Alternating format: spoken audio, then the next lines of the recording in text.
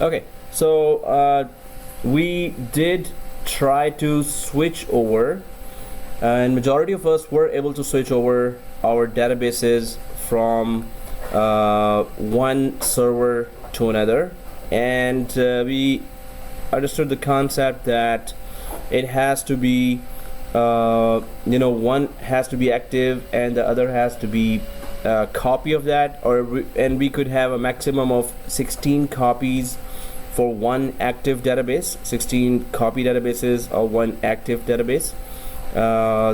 And we tried to switch over, and we're going to test that again because now we're going to try to failover as well. There are two types. Switchover, which is a planned transfer of activities from active database. You're transferring that, you're making the other passive database as active database. So that's, if it is planned, it is called switchover. If it is not planned and somehow the server loses connectivity, the hard disk crashes, or any other disaster happens, and you lose the server, the copies get activated. So that's called failover. So switchover we did try, and now we're going to try the failover as well. If we lose one mailbox server with active databases, then the copies will activate automatically on the other mailbox server which had passive databases. So that's what we need to try now. And but before that, we still need to check if our server is our switchover is working fine. If switchover is working fine, failover will work fine as well. If switchover is not working fine, then of course we can't count on the failover as well. So for that, I'm just let's just go to our server 1, actually server 2, and from anywhere you could just open the ECP and OVA as well. So we could just access the dashboard. So I'm on, you could be on server 1, 2, 3, it doesn't matter. Just open the Internet Explorer and go for that Exchange control panel.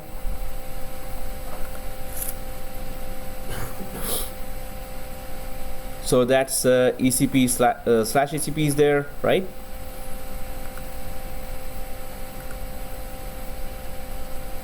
So I'm just logging in from my well, it is server 2, but the name I put wrong there. I lost my server 2, so I had to go for server 3. So slash ECP, let's just log into our dashboard here on any of the servers, and let's get going with our Exchange admin. So I'm just putting the creds here, credentials here as Exchange domain / Exchange admin, and the class password was small ABC, capital ABC, shift 1, 2, 3, right? So if you click sign in, I hope everyone is able to log in. The Exchange machines are still intact after 15 days.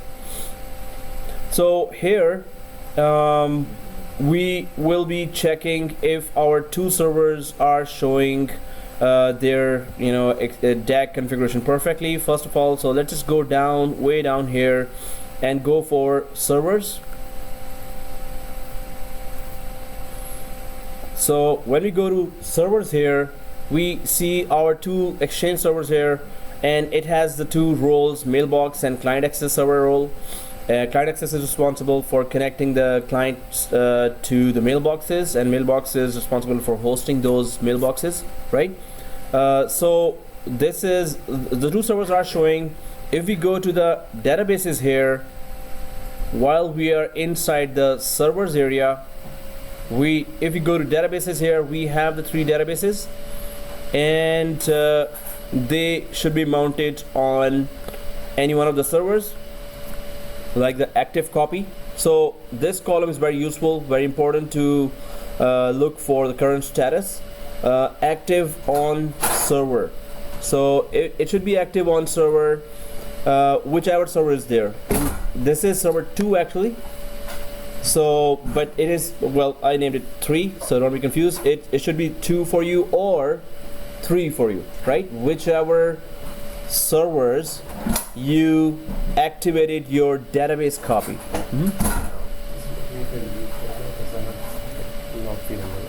Oh, okay, sure.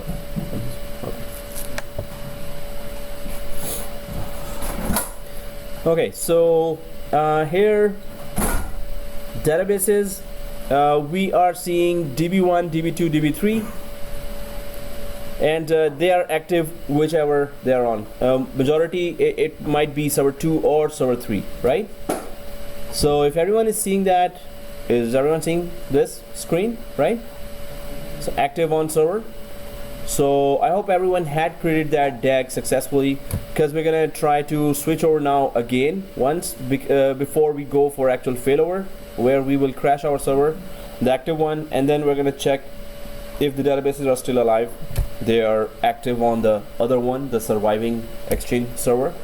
So if this is the configuration everyone is seeing, then let's just go ahead and try to switch over.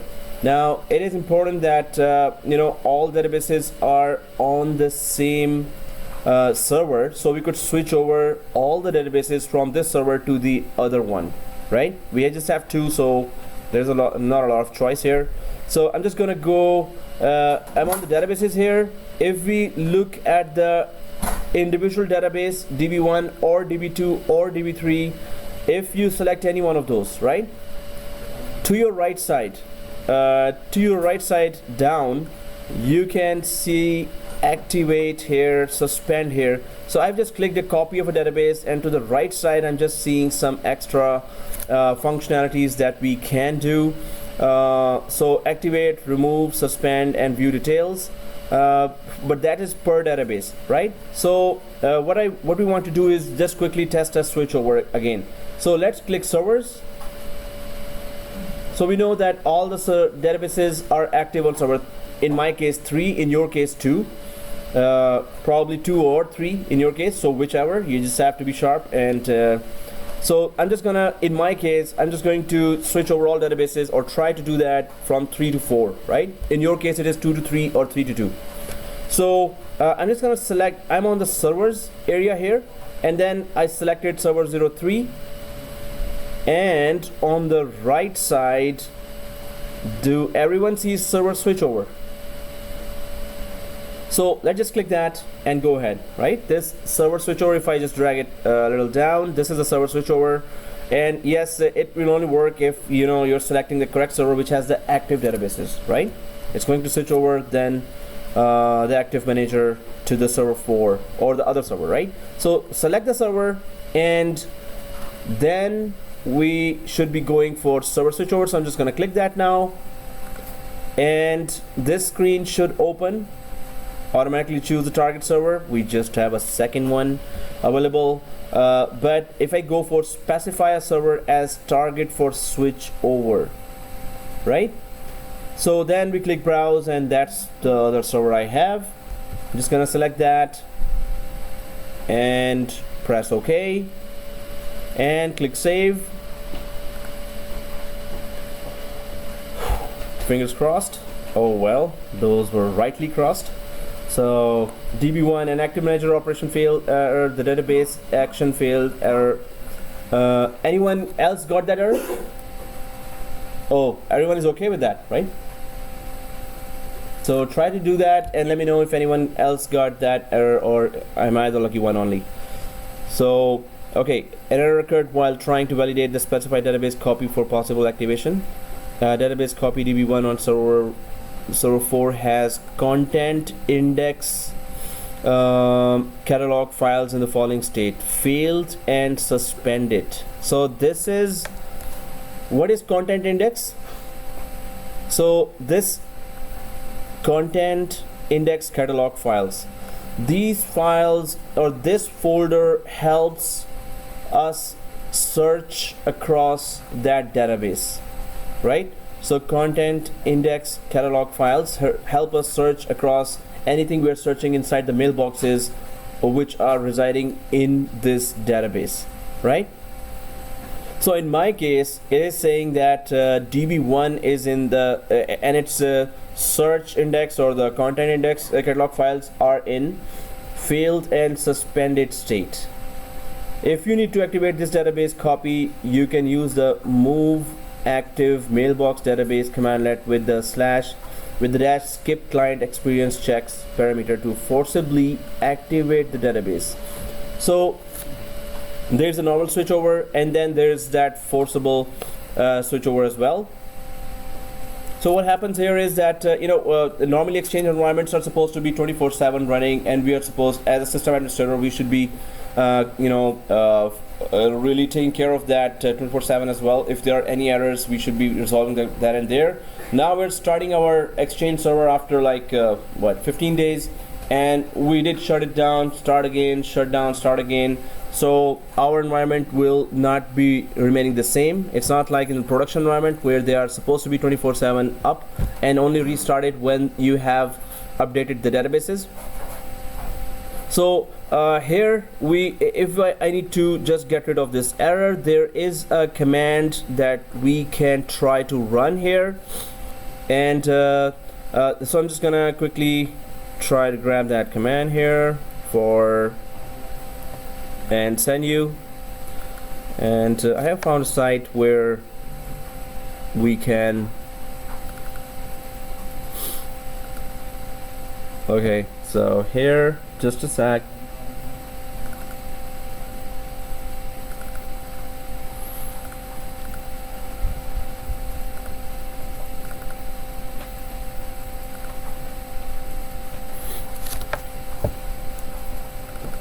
In fact, I would just want to try, instead of switchover, I would go for each database now, because if DB1 in my case is not working, I would want to check if DB2 and 3 are working or not, or are they going to transfer from one server to another, right? So I'm getting this error. I don't know about if everyone else is getting this error, but you're not getting this. You were able to switch over? No. When server is down, HTTP 500, but when server 2 is okay. Okay. Don't know what happened. Like you were still not able to switch over? Before I did. Okay. Right now.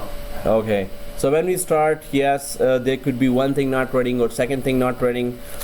Even when I'm trying also, so I'm just gonna try to troubleshoot, or overall, let's make sure that our Exchange services are working fine. Before I start troubleshooting for this specific error, I'm just gonna try to go to the services of Exchange server here. So how do we go to the services? We can just right click, go to run, and go to services here, services.msc, right? Services.msc, and then try to just check if all the services which are supposed to be automatic, are they in the running state. So I'm just gonna go for services because I also got an error here. So startup type, if I click here and go way down, okay, that was the wrong one. You know why? I've opened it on the DC. Server 2 and server 3 have Exchange server in my case, well, in everyone's case. So I'm just gonna go to server 2 and check the services there. Startup type, and all the Exchange services are running. Okay, server 2 is good. I'm gonna go for server 3 as well and try to check the services here. Services.msc, startup type,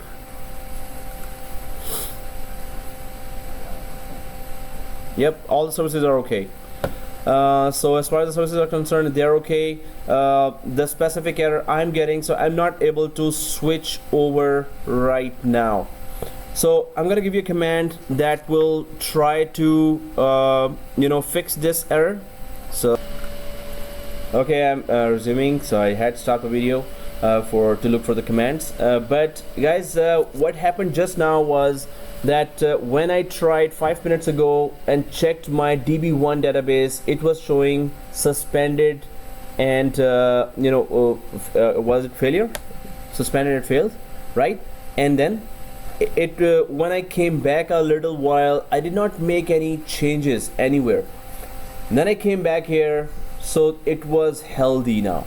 So this means that database health, we could just either wait it out, we could just refresh the services, we could just try to restart the service, any of the Exchange services there. I could just tell, I'm going to tell you now as well, this is the information store service on Exchange server that you can restart.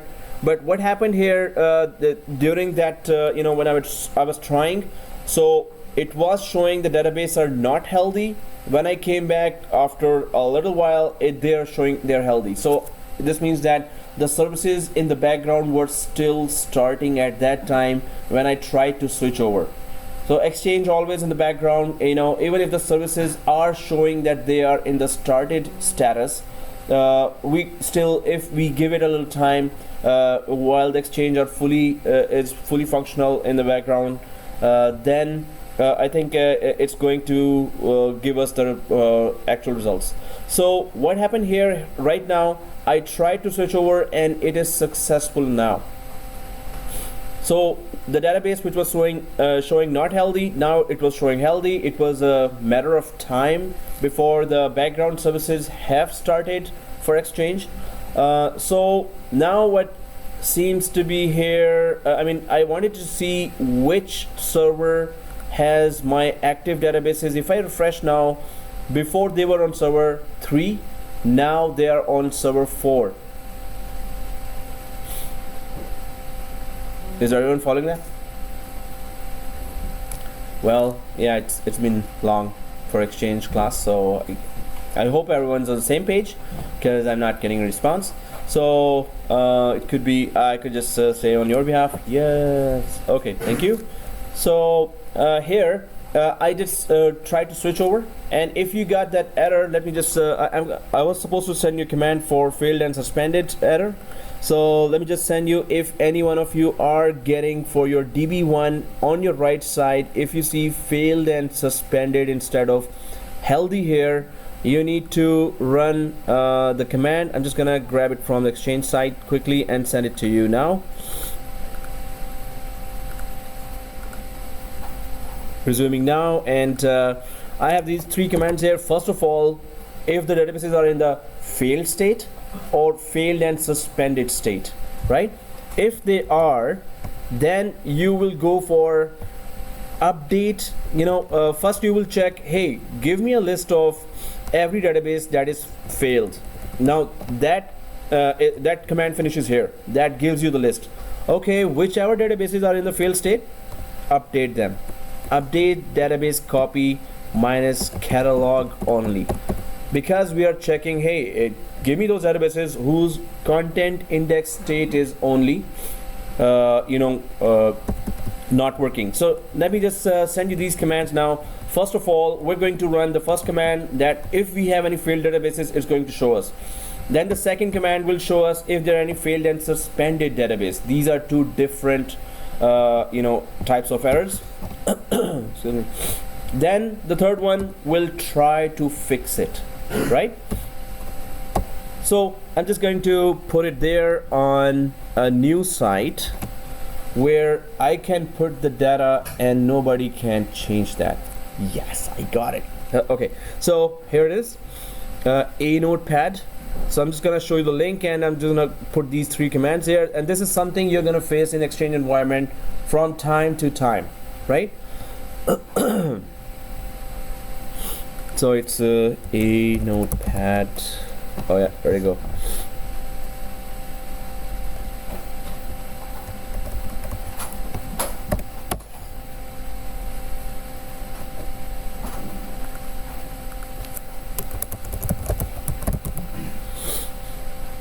GB Exchange 2013.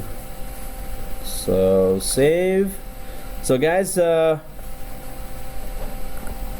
3 commands, and I'm just putting, so let me just put that URL. I hope everyone is able to see this one. So anotepad.com/notes, and slash ydrxw7. If you go there now, try to, make a change. Yeah, you were saying? Okay, so what's going on? So rest, you can go to this side. I'm just gonna come here. Yeah, you were saying? Sorry. Last class, I could transfer everything, but now I can't even connect my screen. You can't connect. Okay.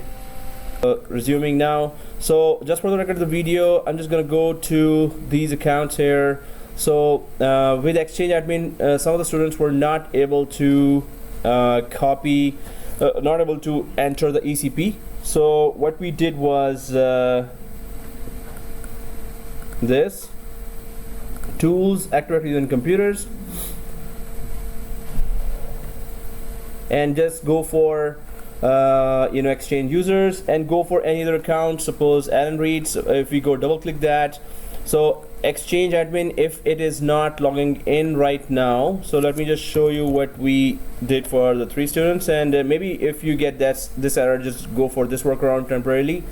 Exchange Admin, we went there, member of, and then we looked at what groups that person is added, that user account is added, so it has all the top rights of Exchange environment. So we then check this organization management, which is Exchange domain.local, Microsoft Exchange, and if you see, it has all the rights here. So any other user, if you add to organization management, that user will have the top rights to do anything across the Exchange environment, right? So organization management, we went to just because Exchange Admin mailbox for some reason is not opening, I have to still look at that, but just to save time, we went for Exchange users, and suppose Alan Reed or Alana Shaw, we just went for member of and added that organization management. Oh, well, yeah, wrong spelling. Organization, check name. There's only one security group with that. If you add the user to this group, your that user will have the top rights in the Exchange environment, right? But this is a workaround. Of course, in production environment, we cannot do that. Here, we need to actually learn about DAG and then other features of Exchange. That's why we need to just go ahead by temporarily giving rights to another user. But we need to still find out what happened to Exchange Admin. Please do take screenshot of that error, or if the 500 is still coming, can you just take a screenshot and send it to the group? So I'm just going to send you the solution for that through from TechNet. I need to see that error, and we may have some PowerShell commands to get rid of that error. Maybe in next classes, or maybe in the midterm or final term, if you get this error, you're going to be really behind. So this workaround, still make sure you remember this. If you need some other top account to have to do anything you want. So what we were talking, I already shared that link to everyone, and I'm just gonna quickly run those commands here just to check the PowerShell commandlets here. So if we want to check that how many databases are there with the failed content index state, if the content index state is failed, you cannot search across, and you cannot do many of the operations, normal operations like failing over also. So I'm just gonna go into Exchange environment and try to quickly do that before we go ahead. In order to do that, I'm on server 2 right now, which has Exchange server installed, and going for that Exchange management shell. I'm just gonna actually close that because I need to open it with the administrator privileges.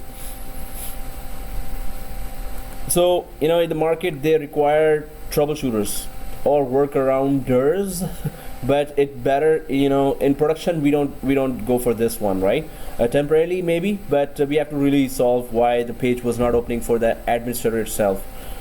Here we just did a workaround, but yes, we need to keep the show running, keep the Exchange server running, and whatever problem is, you have to troubleshoot ASAP, right? Okay, anyway, I'll just try to run this command quickly and go ahead with some other commands. So if I just copy paste here and get mailbox status 6, a database copy status star where content index failed, if I press enter, if I have any, it's going to show. If I just overall want to check that even if this command is even working or not, so if I just remove the rest of the stuff after the pipe and the pipe itself and go for just get mailbox database copy status only. So get mailbox database copy status star, only that. So it tells you that which server has the healthy databases and which server has the mounted one. The mounted means it's active on those servers. Healthy means these are the passive copies, right?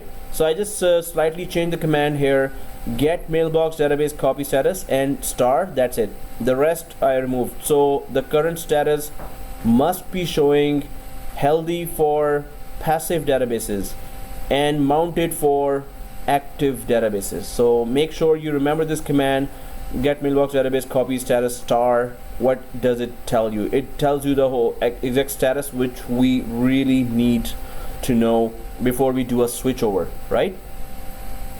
So if it is healthy and mounted for everyone, let's just go ahead. The other command was just update if it is not healthy, right? But it is healthy, so I don't need to run that command. But everyone has that command, so we're good. Let's go ahead a little. Now we have I did switch over from my server 3 to server 4. In your case, of course, it's server 2 to server 3. Now let's go for failover. Failover means that if you lost the server for some reason, the databases should be automatically activated on the other server. So if you're it's middle of the night and you get a call, hey, all databases are down. Well, when you check, yes, one server is down, but the client connectivity is there, okay there, and the database is actually successfully got activated on the second Exchange server, right? So we need to test that if DAG does that as well. While we are not watching, it's not a planned migration. We don't say it migration, the switchover. So does the failover actually work? Does DAG actually work, right? So I can see here that my databases now are mounted on server 4. I'm going to crash server 4 now. In your case, run this command inside the Exchange PowerShell and run this command like this, get mailbox database copy status star, and then please check where is the mounted showing. If it is on server 2, you have to crash server 2. If it is on server 3, you have to crash server 3, right? So if we have all the status of this, let's go ahead. In my case, I have to crash server 4. So what I'm expecting on server 3 is that all the databases should be giving me the status mounted on server 3 once we lose the server that has the active databases, right? So if this is a scenario, in my case, it is server 4. So if I go to this server here, local server, it is called server 4. In your case, it is server 3, right? So, well, we have to simulate that server crash. And how do we simulate that? Power, well, we could just power off and it crashed, right? So there you go. Yikes. Power off.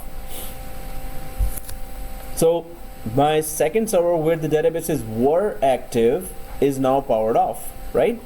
So on server 2, I have run this command.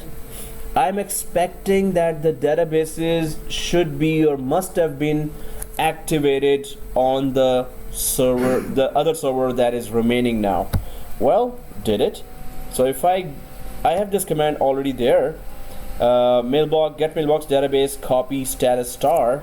If I press enter here, yes, they are successfully mounted on the surviving server, right? They were not mounted on that server, and the server that is down is showing service down like this. So yes, DAG works perfectly, right? Server 4 is still down, it's still off, and the databases are mounted now or activated on server 3. The status, if I again put that, it's still okay. and I would want to know what is the health of the databases that got activated because of the crash, right? So I have that other command here.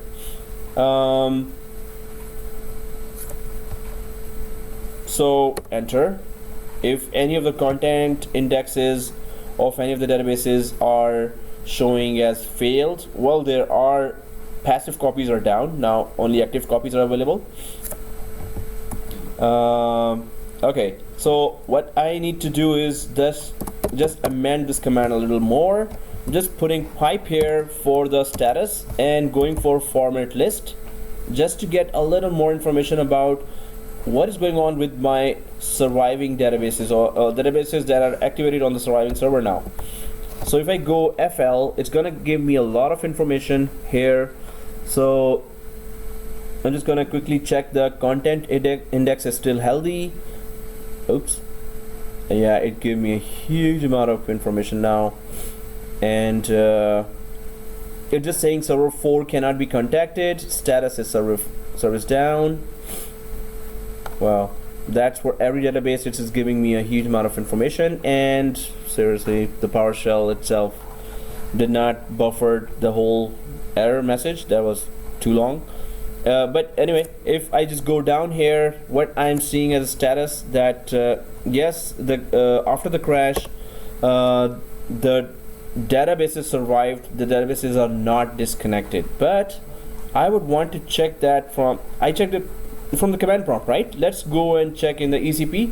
Maybe ECP opens, maybe it does not, but rest assured that if it is activated, the users are supposed to be connected, right?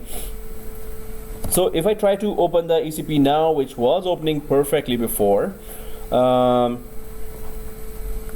the server 4 is still crashed, right? So this is the ECP. If I refresh it, will it give me any response? It's still trying to open.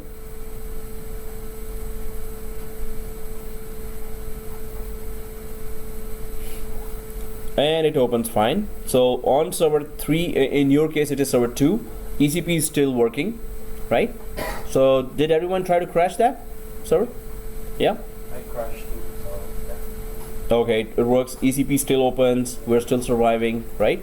And if I go to the servers here, now it should be showing the status as for the databases at least. If I go to the databases, DB1 is yes, server 3. DB1, 2, 3 are on server 3 because these are the one inside the DAG and they survived perfectly, right? So we're just trying to see all the signs that yes, the while the server 3 is still down, server 2 is running the whole show now, right? And server 3 actually crashed in my case. So yes, still when we check, ECP is up, and the mailboxes should be up as well. If I go for any other mailbox here, like Alan Reed, so I have open ECP with Exchange Admin, I can just go for Outlook Web Access, right? So over here, just to check if the mailbox opens as well. It is an active database, but it could be, oh, it just directly logged me in with Exchange Admin. So Exchange Admin mailbox is on, as far as I know, it is on DB1. But if I sign out here, while the server 3 is still off, so I'm just gonna log in from Alan Reed here, just to check, the surviving server is still running the whole show. Alan.read.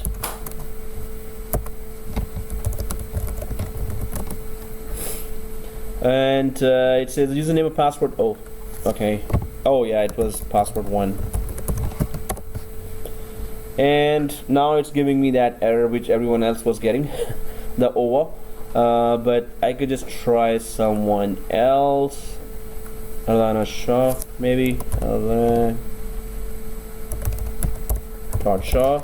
If it doesn't, that at least we're seeing that errors. The database is survived, and Exchange Admin is opening. In production environment, I would not expect that the mailboxes would not open. We are opening it after 15 days anyway. We're not maintaining anything here, so okay. So again, I'm putting the wrong password. Let me just put the right one. Oh yeah, so the mailbox does open. It's certain mailboxes that are not opening and we need to still investigate. I'll just let you know. I'm gonna take that. Yes, so the mailboxes are also opening. Exchange admin and end user mailboxes are also opening, right? So and server 3 is still down. So well, failover did work and we can just go for power on virtual machine. We don't need it to be down anymore.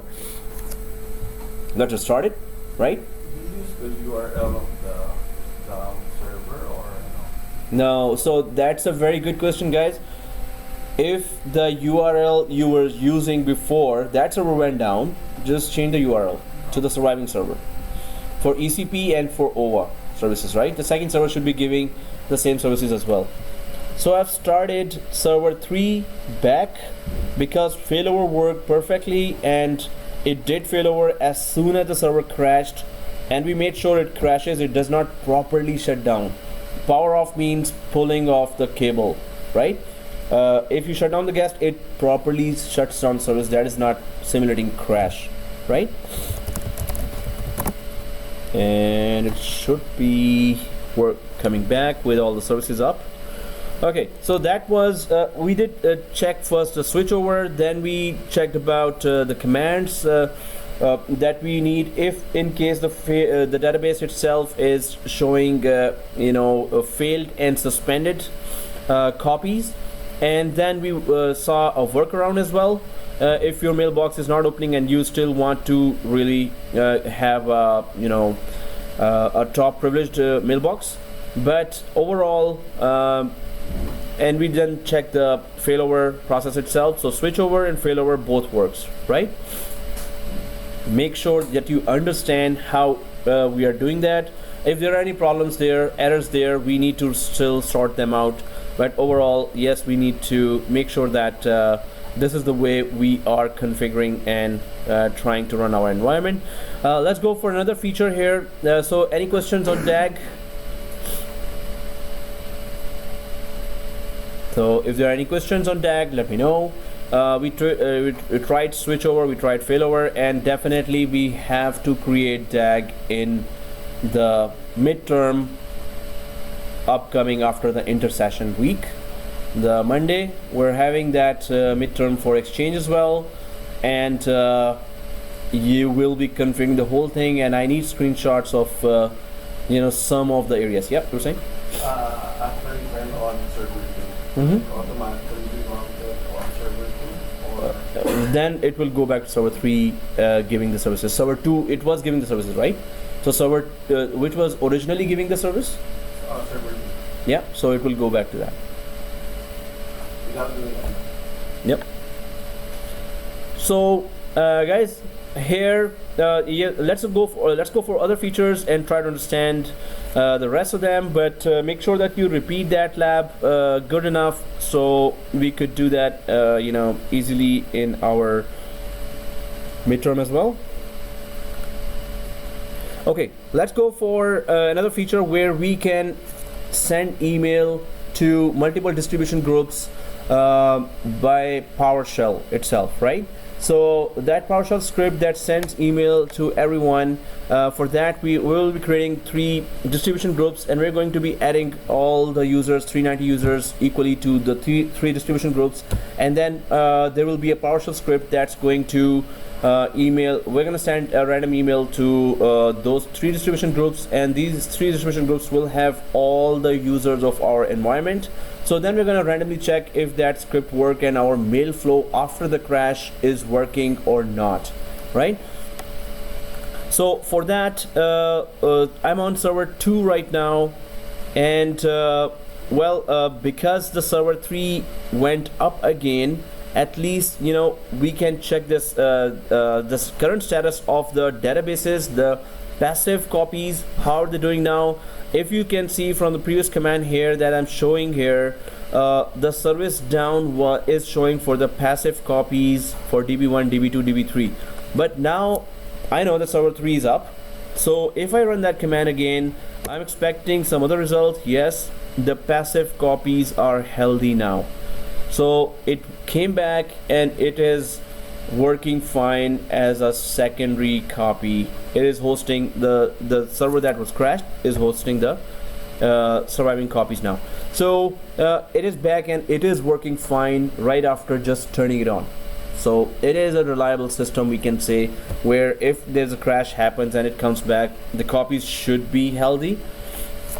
If they're not, yes, then we need to troubleshoot, right? Okay, yeah, you're saying?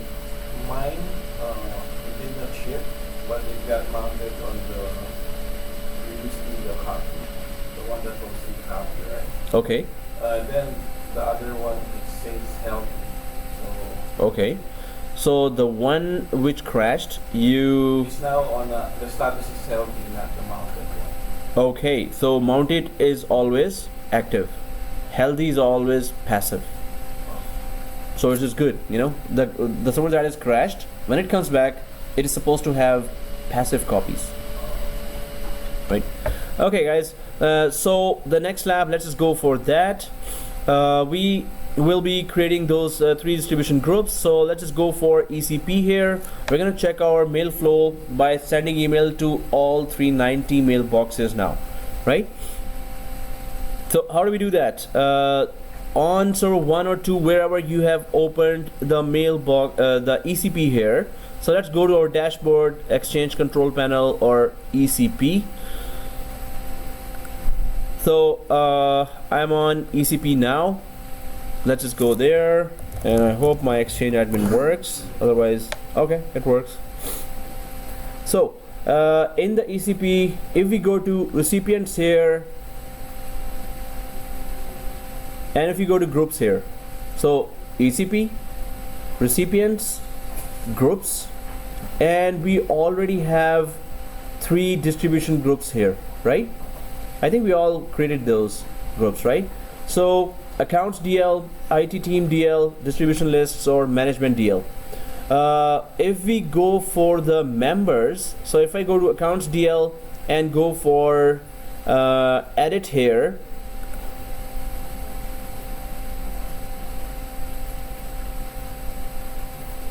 membership, so yes, I think we added some users there.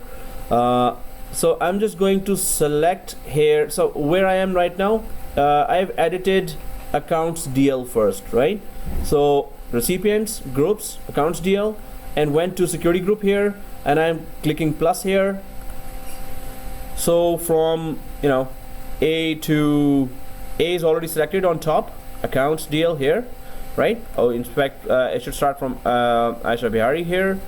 So I'm starting here from A to, you know, B, C, D, maybe C. So it is just showing me 50. I'm just telling it go for, you know, show me all, right? 500. So if you go here to the right side down, you can see how many mailboxes it could show now, right? Let me know if I'm going fast. And okay, so I could go. So here I'm just clicking 500 and it should be showing me all the mailboxes that I have. So I'm again selecting from A till, you know, H maybe. At the end of H is Hug, Sharma. So till the last name of the H letter, I've selected that. If I just go put that list up, I'll click add here, right? So for, till H I've added to the IT, you know, it is on accounts DL actually, distribution list, right? So press OK here, and now we have like 100 or more mailboxes part of this accounts DL, right? Save. I'm just gonna quickly go to the second DL here, distribution list, right? So IT team DL, and then again the edit pencil icon here, and then we go for membership here as well, and click plus here as well. I'm gonna start from, okay, here also the list has to be shown more than 50 items. So So I'm going for 500 items here as well in this. To show me all mailboxes, we have 390, right? We have 390 mailbox. So if I go from I, H, after H, wherever that name Hug Sharma was there, so emotion. So from I, I'm starting to select from I. Yep. No, it's okay. If they're already there, they're not going to be again added, so they will be left. Others will be added, which are not there. No, I think it's in the account CL. Mhm. It has some of the people with A. Oh, which is okay. It's okay. Yeah, it's okay. Yeah, you're saying?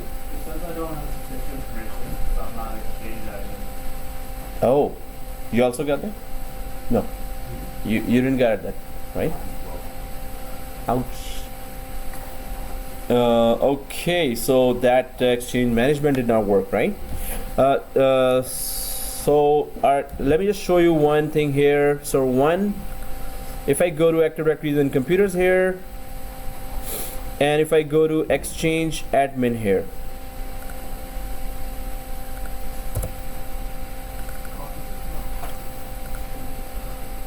exactly. So, oh, Exchange Admin, member of, sorry, administrators. So you could just copy. Okay, let me show you here. Are you seeing this, right? So Exchange Admin, if you see, no, that's enterprise, sorry, that's why. Exchange Admin account, yeah, this one. So if you could do this, right click, copy, right? You're doing that, right? Right click the Exchange Admin account inside Active Directories and computers, right? And then copy, and then just create Exchange Admin 1 account, right? Or any name you can give, Exchange Admin 1. It will have all the rights that this account has.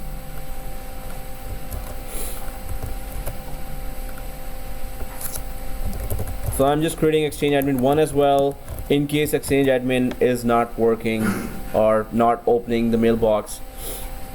But this is just the account we created as Exchange Admin. It has all the powers now that Exchange Admin has, but we have to create its mailbox separately, right? So right now I've created Exchange Admin account. I'm just gonna go back to, well, I was in the middle of adding users here.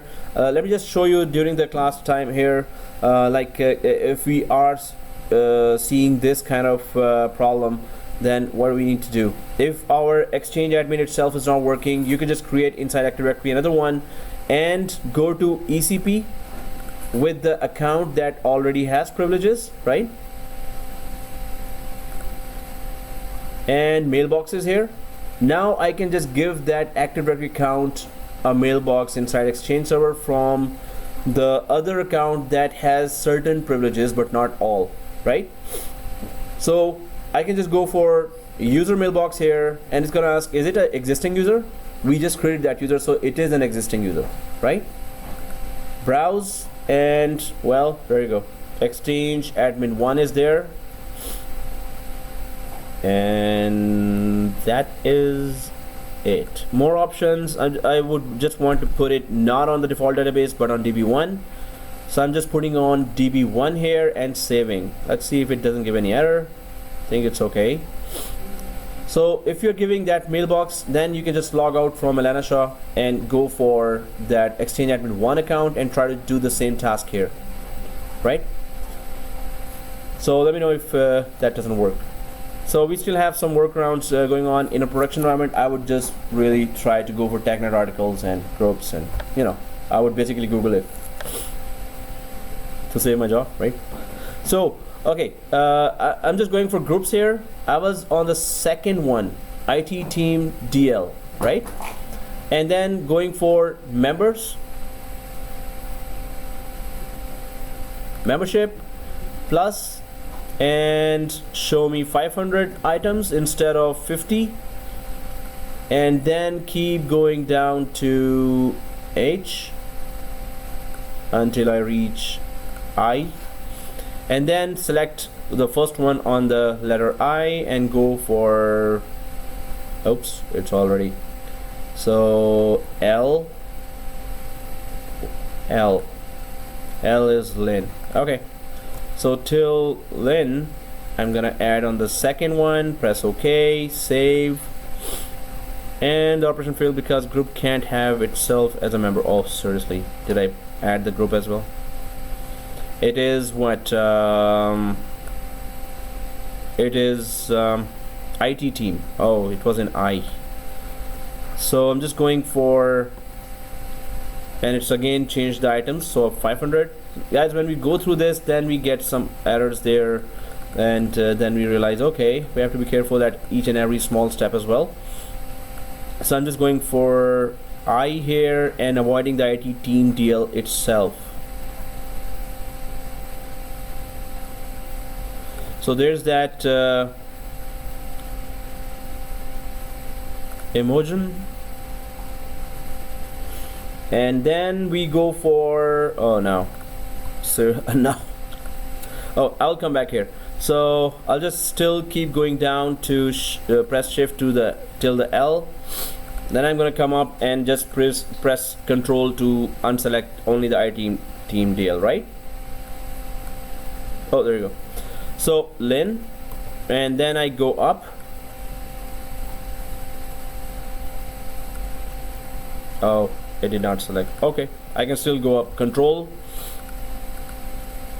the 4. So that's how it looks like, right? And it should not give me an error. Yeah, you were saying?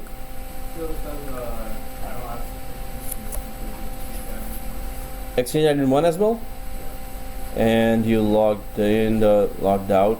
Okay, can you sign out from Exchange admin itself and log in from Exchange admin 1 as a, I was never on Exchange admin. which, I was on the line of shop.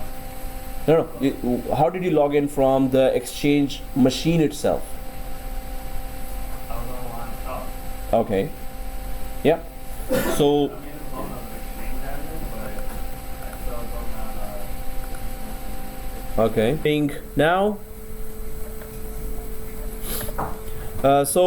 We were adding a lot of users here and then clicking save and operation IT team deal. Did I select that again? IT team deal. Okay. So everyone else was able to add that? I'm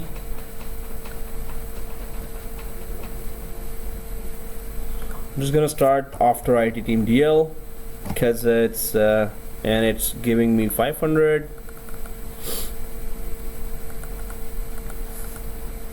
and going for L,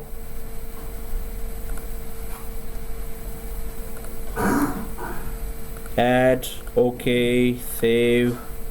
Seriously, the option because group can't have. I'm not selecting that, but it's still, yeah, giving me that. So I'm just gonna try to add some fewer users here and then try to get that script running.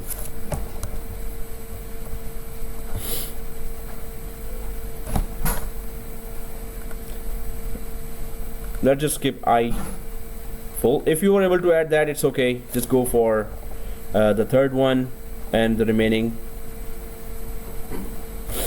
H, I, J. I'll just start with J. Don't need to have I.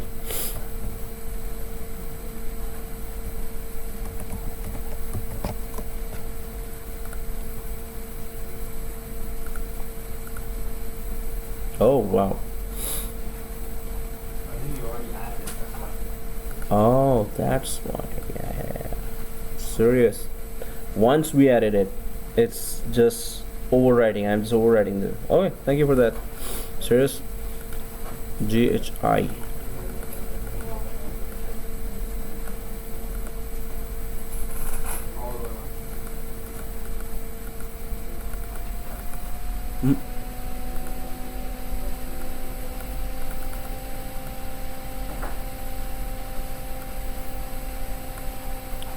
Serious. Well, I have a lot of users here added, so yeah. There it is. Okay, guys, let's just keep it. Thank you. So save and then go for management DL. Oh, it's an M, so let's avoid M. And I'm just gonna quickly do that. We need to check our mail flow as well. Membership, and it is, management DL. Why is it showing this different? Because it is a dynamic DL, right? It is not that usual one. So we can just it's already all recipients are there, and we're using exchange users that is containing all users actually, so we're okay with that, right? Okay guys, so I'm just gonna send you the script now. We're just simulating the environment where there are so many mailboxes, and if we want to send a script from PowerShell to all the mailboxes, then we can just go for this script. So I'm just gonna send or edit a little that script and then send you. Yeah.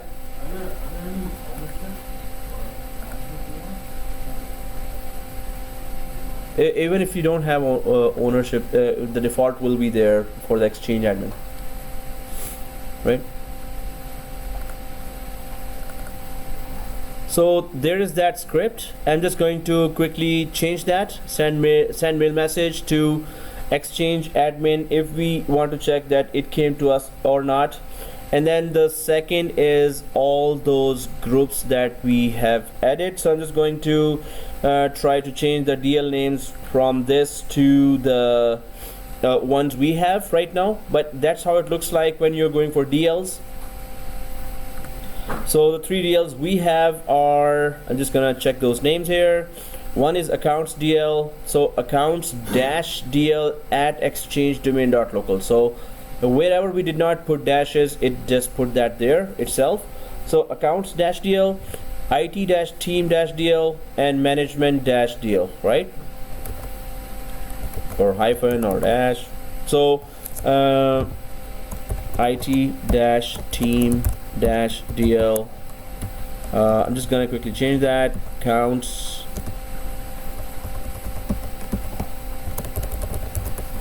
dash DL and management dash DL, right? So management dash DL.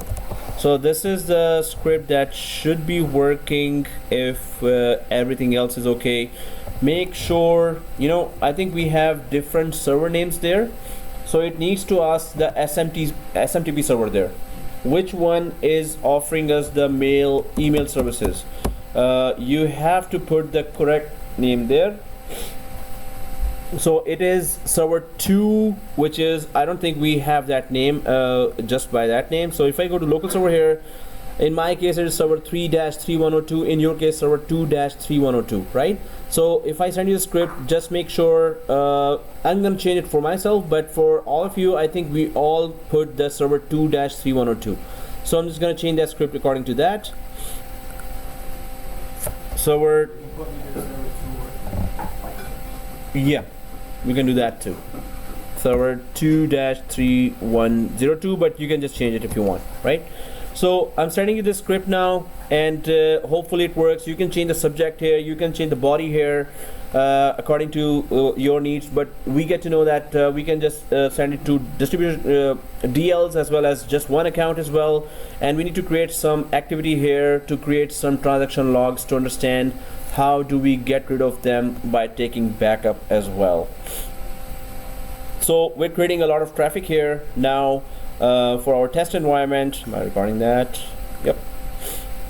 So first of all, I'm just gonna upload it here. I think that area is still open, the A notepad. Let's just go there and grab this script, everyone.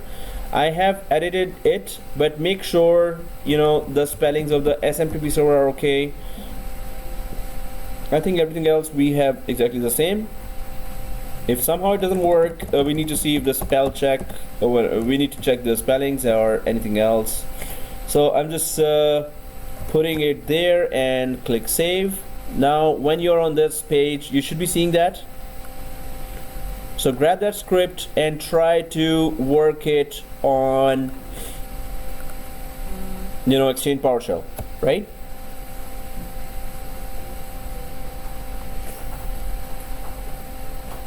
So PowerShell here, I'm just going for the Exchange PowerShell on server 2. You could go on server 3 as well.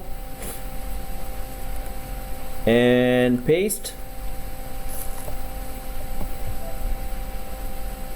So send mail message -2, enter. Let's see if there's any error.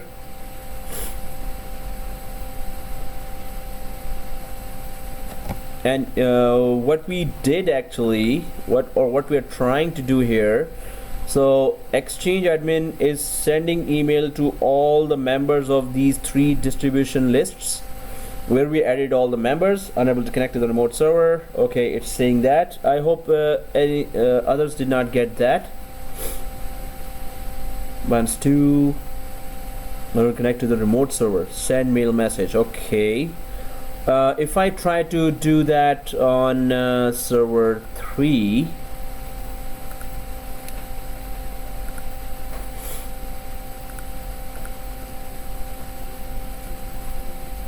so is anyone getting the error? Run as administrator, press yes.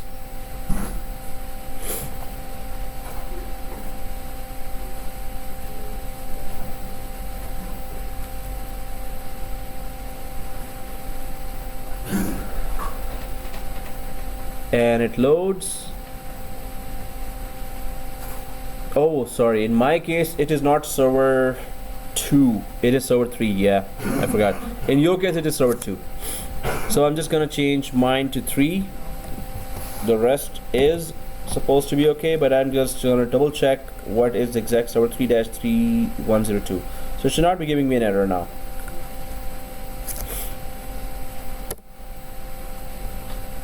Did it give any error too? It worked? Like it went to the next prompt? No. It's still? I'm just listening now. I'll just do it later. Majority is in listening mode. Were you able to do that? Okay, so everyone's going to watch the video at home. I think you guys are doing that, right? There's a lot of problems. On this page? Oh, is there a problem? Yeah, or just now. Yeah. Oh, okay. Because you have a problem, you tapped, right? Yeah. We're gonna fix that, and then I hope that doesn't come in after the intersection week on the midterm. So Oh yeah.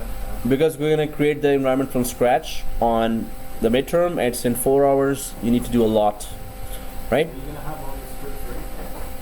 Oh yeah. Oh, everything will be in the document. If there's a script, I'll put that script there, and I'll ask you to change. Objectives will be different now, so you have to change it according to the objectives. Okay, so if the prompt is like this, yes, the script worked. We sent email to all, majority of the 390 users, 370 users maybe. I added a majority of them, and we sent the hello world, it's in the body, and on the subject line, it is that it is email PowerShell 3.0. So I'm just gonna quickly randomly go for one server here, one mailbox here, and try to check if that email reached that mailbox, because we did add majority of them. So I'm just gonna go for quickly an Active Directory and pick a name there, especially what I remember, or here. So Exchange users, well, all A's were added, so I'm just gonna go for Amanda Agrawal. So Amanda.Agrawal. So here, go for Exchange admin, log out. This email must have reached that random user as well. This means we created a lot of activity, which means a lot of transaction logs have been created as well. So Amanda dot Agrawal, and we go for, oh, the password is password1, and it's the username password Amanda Agrawal. Oh, Amanda Agrawal. Hey, it's correct, right? No, you're like a manager. Amanada. Okay, Canada, Amanada. Amanda. Okay, thank you for this. Wow, there's air conditioner right in on top of my head. Or not? Oh, or yes. Oh, seriously. Okay, yeah. Well, we're in, but and this is ECP, I think. Serious. I'm gonna go for OR randomly and try to check that. Yes, select time zone Eastern. Save. Just give me that email. Yeah, PowerShell 3. So we send it to 380 users because they're part of those distribution list, and we check that PowerShell script that does that. So that random mailbox also got this email through the PowerShell, from Exchange admin. Okay, so this was for PowerShell, how to send through PowerShell the script. And now there's another topic here that we will be trying to install now, EdgeTransportServer, which is another type. It is another role in Exchange environment, and for that we need still another server. This is a one-time thing, EdgeTransportServer, where we're going to be going for this is for security purpose that we put there. 2:53, so it's nearly 3 o'clock, right? Yeah, break time. Then we go for Exchange, extra.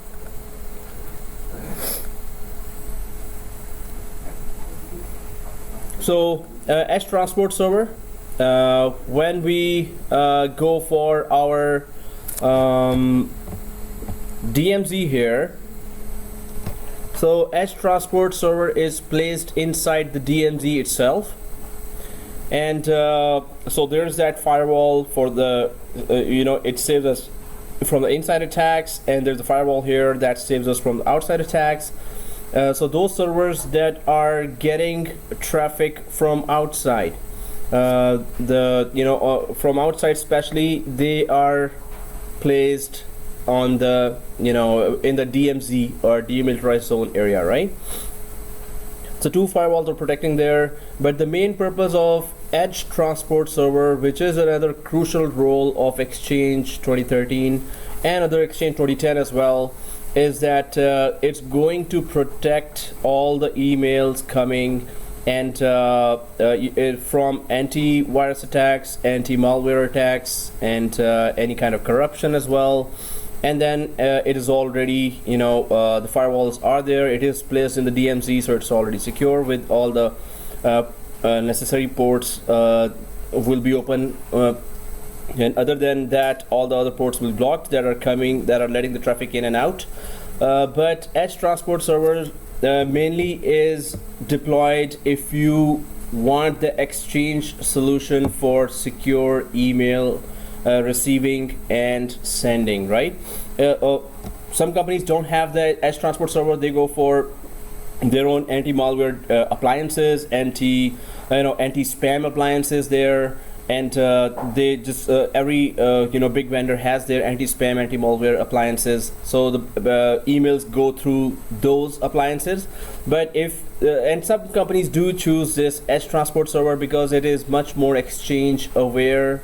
It is having all those features that will be good for the security of Exchange services. So it is a choice of a system administrator, it is a choice of a company to go for EdgeTransportServer, which is just not going to cost that much as any other appliance from any other vendor for your Exchange environment. So EdgeTransportServers minimize the attack surface by handling all internet facing mail flow which provides simple mail transfer or SMTP SMTP and relay SMTP relay and smart host services for your Exchange organization. Again, it is saying internet facing mail flow, right? Whatever emails are coming from outside, those emails have to go through EdgeTransportServer, and it is a choice of the company itself. You want to deploy EdgeTransport or not, right? So agents running on the EdgeTransportServer provide additional layers of message protection and security. So these agents provide protection against viruses and spam and apply transport rules to control mail flow. There are quite a few transport rules there that would really make sure that what kind of email is coming here, is it really safe to forward that email to our Exchange environment or not, which it receives from outside. So because the EdgeTransportServer is installed in the perimeter network, it's never a member of your organization's internal Active Directory forest and doesn't have access to Active Directory information. So this is the only server that we will not be joining to the domain at all. It's going to be connected to our Exchange environment in a very unique way. We have to run some commands and scripts there to connect our Exchange server, EdgeTransportServer, to this our Exchange environment here. So however, the EdgeTransportServer requires data that resides in Active Directory. So Active Directory still need to know, although the Exchange server, the EdgeTransportServer will not even join the domain, it's going to still it's going to still need to connect to Active Directory in a secure way. For example, connector information for mail flow and recipient information for anti-spam recipient lookup tasks. So there will be connector information, that what connectors are there deployed, and connectors are simply that Exchange organization is the Exchange servers are connected to each other through connectors, as well as it is connected to all the external environment. So we have to so this is something that Active Directory needs to know about EdgeTransportServer, which connectors are configured in that EdgeTransportServer. So this data is synchronized to the EdgeTransportServer by the Microsoft Exchange Edge Sync service. So this is a service that we need to configure on EdgeTransportServer, and because of this service, the EdgeTransportServer will be connected to our rest of the Exchange environment, right? So Edge Sync is a collection of processes, and it runs on an Exchange 2013 mailbox to establish one-way replication of recipient and configuration information from Active Directory to the Active Directory lightweight directory services instance on the EdgeTransportServer. So if I just create a diagram for that, this is the internal Exchange server, and this is the EdgeTransportServer here, and there is that firewall here and firewall here as well. So if it is in DMZ, so here ADLDS service, or the service that connects the EdgeTransportServer, ADLDS service, it connects the EdgeTransportServer, it connects EdgeTransportServer to Exchange organization, right, and Active Directory. So that ADLDS has to be there, Active Directory lightweight directory services, and this could be a very interesting quiz in the midterm as well. So it connects EdgeTransportServer to Exchange organization and Active Directory, and this is how through ADLDS, EdgeTransportServer going through the firewall connects to the Exchange environment here and the Active Directory. Now here EdgeSync copies only the information that's required for the EdgeTransportServer to perform anti-spam configuration tasks and to enable end-to-end mail flow. So what two things it is doing? Actually, it is doing much more than that, but end to end, how to send email, end-to-end email flow, and anti-spam service, right? Anti-spam services. So that's what it is doing right now. I mean, when we configure Edge Transport Server, it is actually configuring these services. It is enabling these services on itself. So the rest of the Exchange environment, when they receive email, the first thing, the first server that is going to receive the email from outside will be the Edge Transport Server.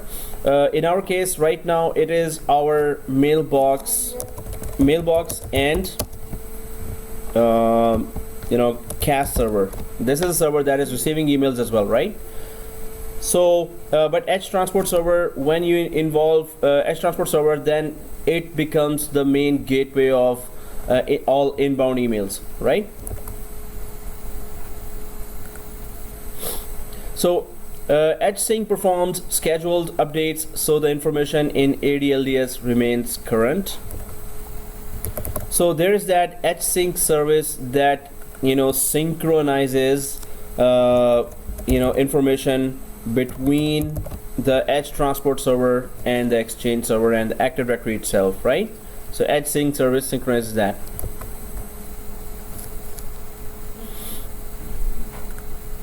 So now when we know that Edge Transport Server is deployed at the edge of the network, on the perimeter of our network, so there is that DMZ that is created, and inside this Edge Transport Server is available. So this is a diagram for that, and all the rest of the servers are inside our network here.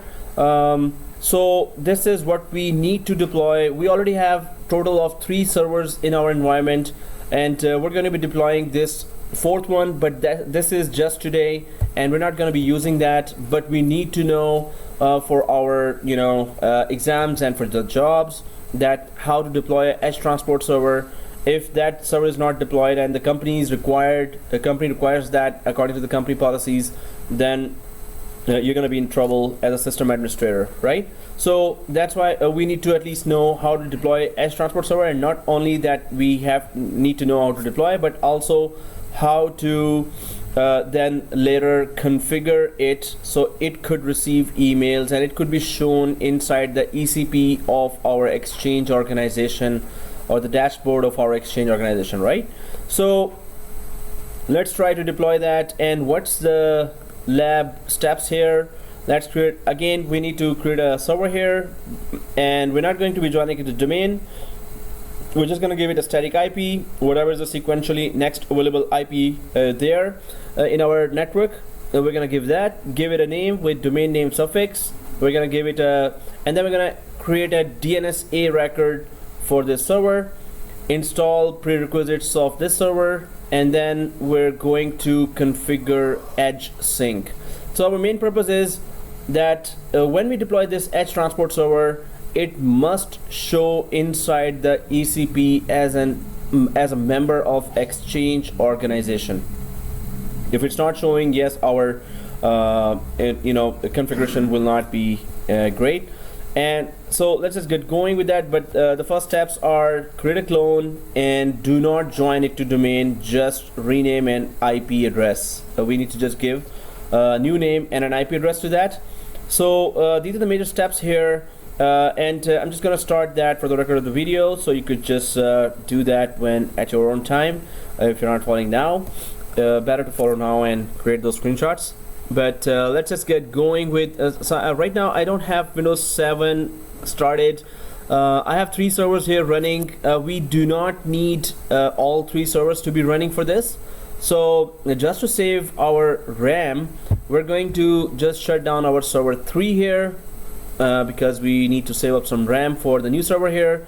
But this is just for today. We do not need that Edge Transport Server for the rest of our course, but we do need to know that how to configure it, right? And it's going to be in both exams, midterm and final. So maybe as a quiz, but not as a practical. But let's just get going. for the assignment, yes, you have to repeat that. So it is part of the assignment, but not part of the midterm as a practical. And I should not be saying, giving away, what's coming and what's not. Okay, so anyway, yeah, so no, there are many other things. You have to configure DAG anyway, and do all the tests. Whatever is most important, we're going to be having in the midterm. Anyway, so this is part of the assignment. For saving the RAM, that's a shutdown server 3, right?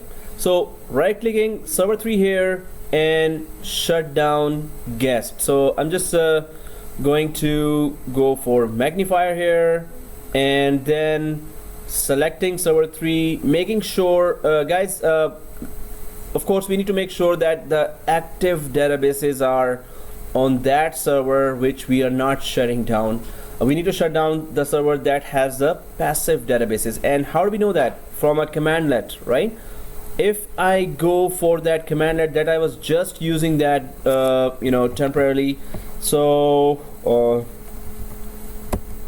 this one, get mailbox database copy status star or asterisk.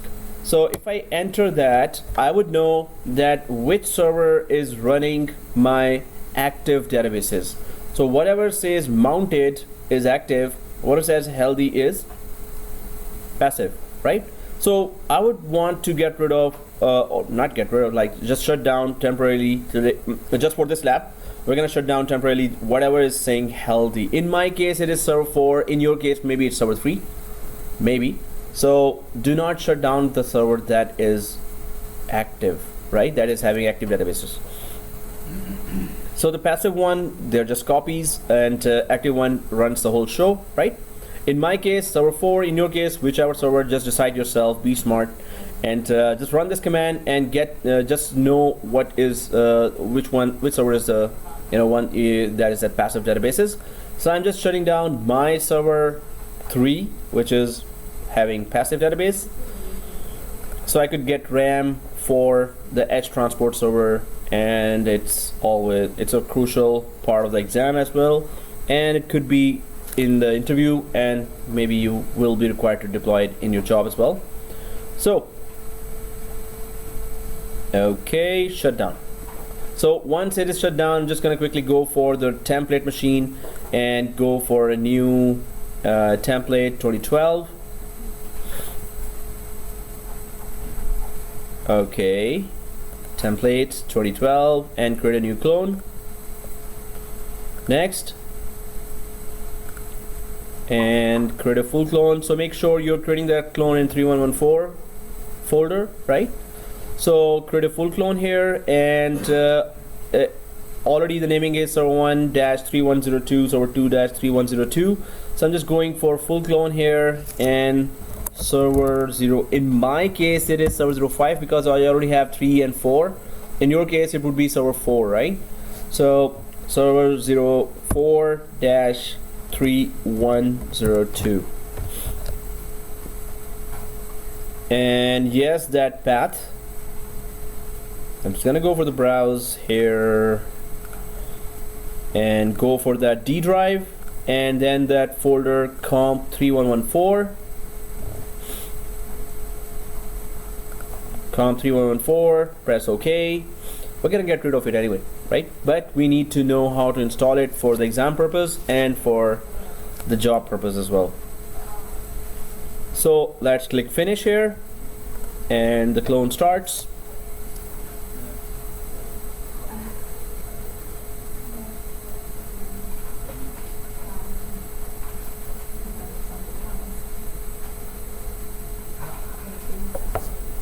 So, anyone following?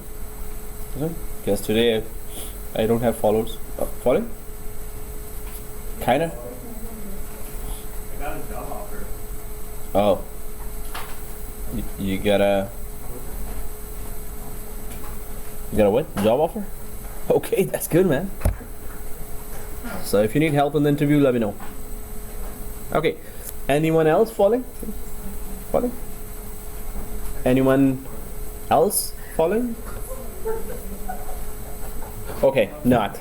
So today, so we're just 2 or 3 students here, and teacher.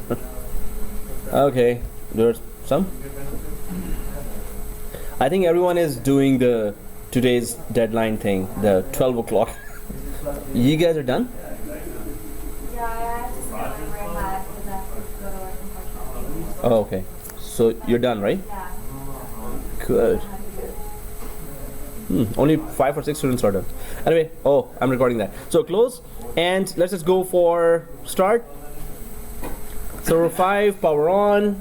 Let's start that. So the configuration is totally different here. It's not a regular configuration, so you have to be careful. We have to be careful here.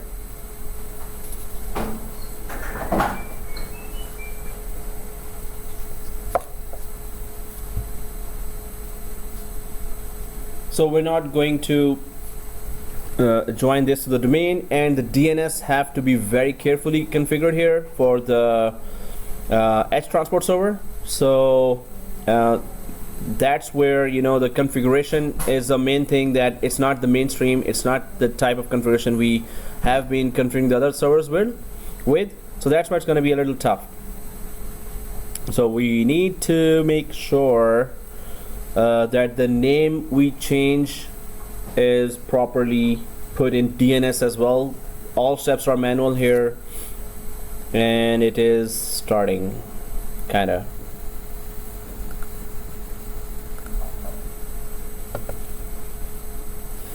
So DC server 2, and now this Edge Transport Server.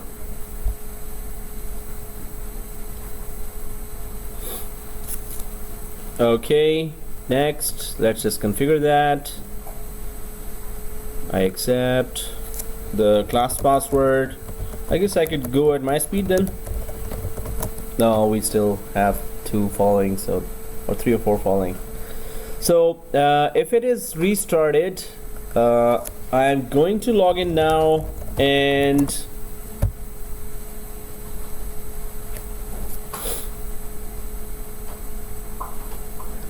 yeah, that too. So here, once we are logged in, we're not joining it to the domain, but we have to carefully put the username here, because it's not joined the domain. So this means that local administrator account will be doing some of the tasks there. So I'm just signing out, signing in here because of that, those VMware tools here.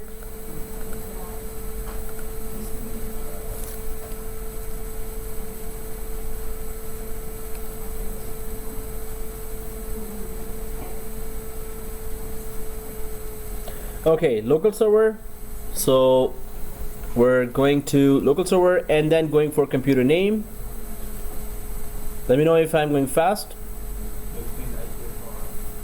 Yeah, we have to change the IP, or let's just go for IP first. And in my case it is 5, in your case it is 4. So first of all, changing the IP now for static. You know, for the Edge Transport Server. Let me know if you want me to wait.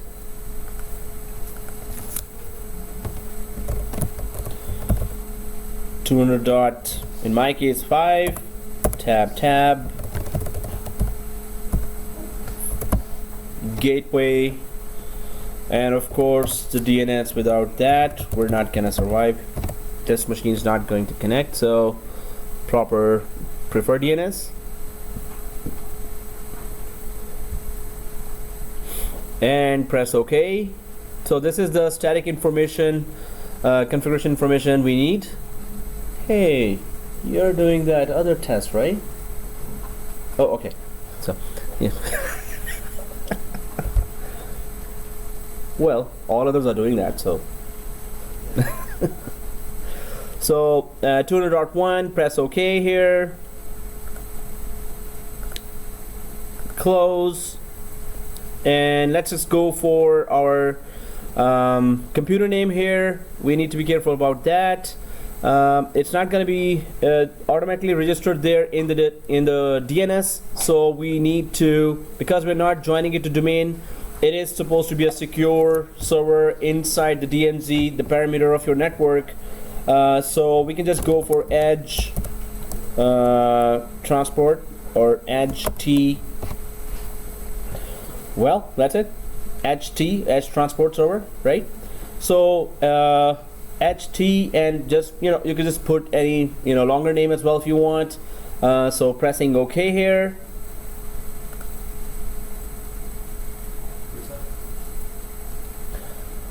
We need to wait a little. Here, there's one more thing that we need to make sure. Once we put the HT here, or whatever name you put, one more thing, click change here.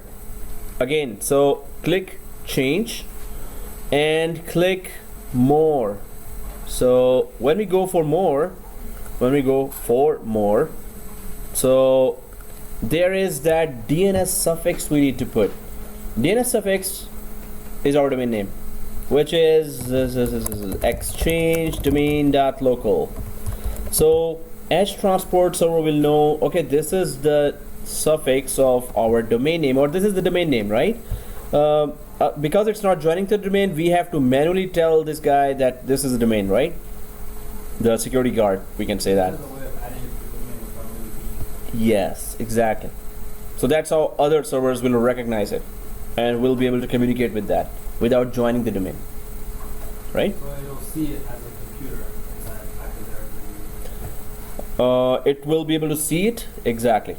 So not in Active Directory, through DNS they will be able to communicate only. We're not joining it to Active Directory at all, so inside Active Directory it does not exist. Exchange server through DNS will communicate with this, and that's why we need to create an entry called, in my case, ht.exchangedomain.local. The full entry we have to manually create in our DNS server, right? That will be the next step. But Spelling. exchanged, seriously, what's wrong with me today? All right, thank you. So exchange domain.local. Okay, so thank you for that, and let's press OK. So this is the same entry we need to create inside DNS, so other exchange servers could recognize this and communicate by name, right? So press OK here, and now we need to restart. While it is restarting, we can now go to the DNS and configure that this service or this name manually there as well. And this is all we're doing because it's not part of the Active Directory domain. So there are lesser chances that if the hackers get hold of this server, that they will be able to breach our Active Directory environment as well, because it's not part of the Active Directory, so it is secure, or our Active Directory is secure from any attacks launched from this server, right? So this is why this server is considered as a security guard for our Exchange environment. On server 1, minimize that, and we're going for, so on server 1 we're going for DNS server here, console. So DNS console, right? And forward lookup zone, and then exchange domain.local. So that's where we create, of course, all the A records, since it's not joining the domain. So we have to manually tell DNS that there's an EdgeTransportServer in the DMZ. So inside the DNS server, I'm going for forward lookup zone, then I'm going for exchange domain.local, and then right click and create a new host A record. So here, and then all I need to put is edge T, because it's not case sensitive. I don't know why I did that, but anyway, edge T. Okay, let me just fix that. Edge T, EdgeTransportServer. The rest of the suffix, it took it already, right? And the correct IP address 192.168.200.5. And since we also have a reverse lookup zone, we're going for so we're just gonna click add host.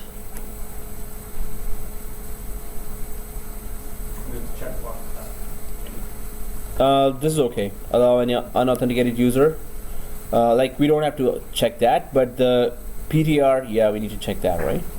So add host, and this should be the message. The host record was successfully created. Press OK.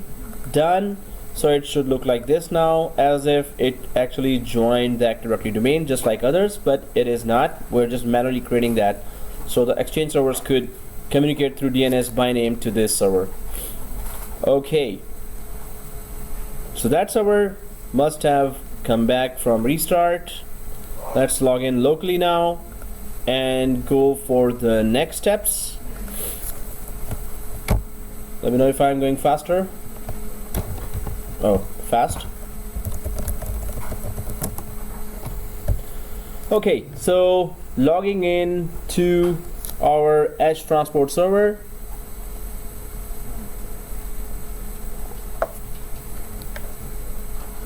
Okay, next steps. Let's go check them out. We need to install the prerequisites here. There's a PowerShell commandlet for that, and that's different from the prerequisites we have been installing on other servers. Yep. Where are you getting all this like? Where am I getting all the slides? Creating those. No, I'm just wondering because you don't have them like available to us to look at. Oh yeah. Let me hide behind this monitor. Oh. Yeah, you were saying? So yeah, you know, I need training on Blackboard. Oh, it's recorded. Seriously. Okay. So you know, I'll make all the slides available today on Dropbox. Just download the whole thing, right? Because I was trying, then I contacted the Blackboard support, and they said, "Hey, we fixed it," and students said, "No, we still can't see that." No, I thought you had there's two PowerPoints. Oh, you see those? There's two, yeah. There's the setting up. Oh, then I'm okay. Then I'll just put it there. Okay. Today. I hope. Oh, so yeah, I just need to remember. So okay, guys. So Edge Sync copies only the information that's required for the Edge transport. So let's just go ahead and make that. Yeah, we did that DNS setting. It was showing here in the slide here. So the command, the server does not need to be a domain controller. There are two important DNS requirements. The Edge Transport server must be able to resolve the mailbox server name in DNS.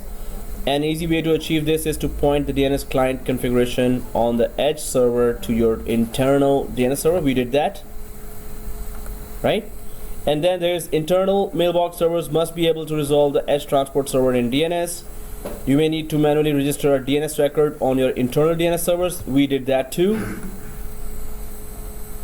Okay, this is the PowerShell command. It is very small, so we could just, you know, type it, but I'm gonna still put it there up. So you could just copy this into some script repository. Do make a file there that where you're collecting all the scripts. So I'm just putting that on the A notepad as well. So top ones, there is supposed to be a purpose there. So fixing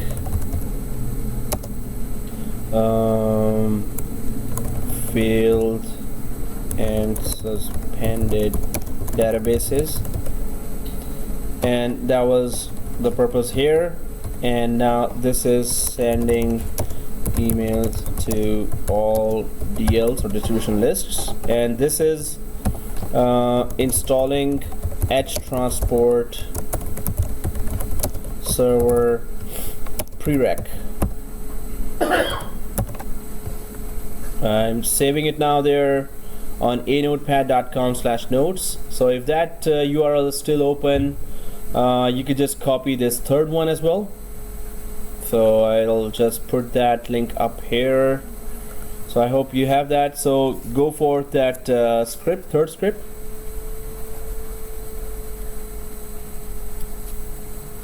Okay. So this is the script here, and I'm just gonna copy that. Install dash Windows feature ADLDS, right? Install dash Windows feature ADLDS. So I'm just gonna go to Edge Transport Server because that's the only requirement here. ADLDS is Active Directory Lightweight Directory Services. and it connects EdgeTransportServer to Active Directory without joining it to domain.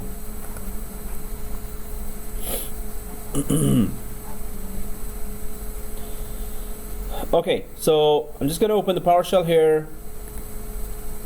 Windows PowerShell, run as administrator, and go for, maybe right click, just yes, nope, okay, install Windows feature. What was that? So install Windows feature ADLDS. Yep. So install Windows, or press tab to autocomplete, and then ADLDS, right? ADLDS. Enter. It's going for OO.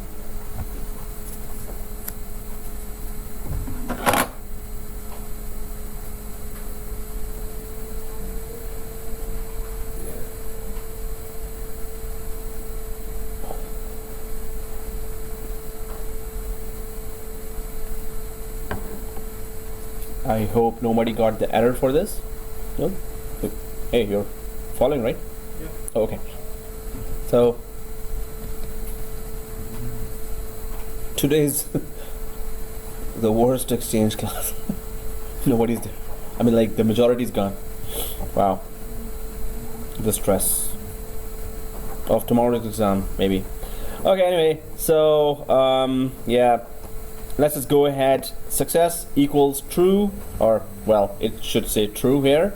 Once that is done, let's go ahead and try to deploy our EdgeTransportServer correctly.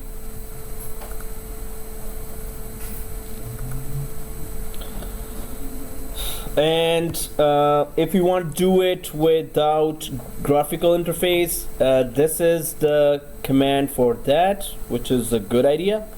Let's do that. We haven't done that for Exchange Server till now, to install Exchange Server on command from the command prompt. So I'm just gonna put that as well. Download the Exchange 2013 files and edit pros. So I'm just gonna put the whole thing here on the A notepad. So please copy this command as well, so we could know that there are other ways to install Exchange from command prompt as well.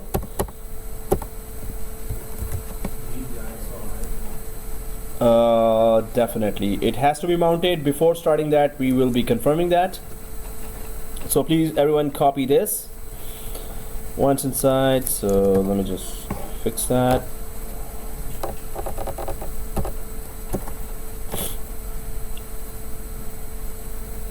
That doesn't explain it, so I'm just gonna put the explanation here. Installing EdgeTransportServer from command.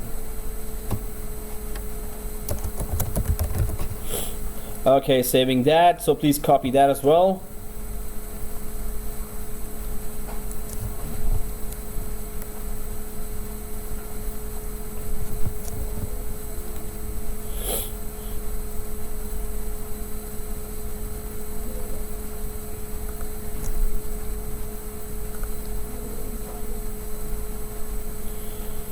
Okay, so copying this now.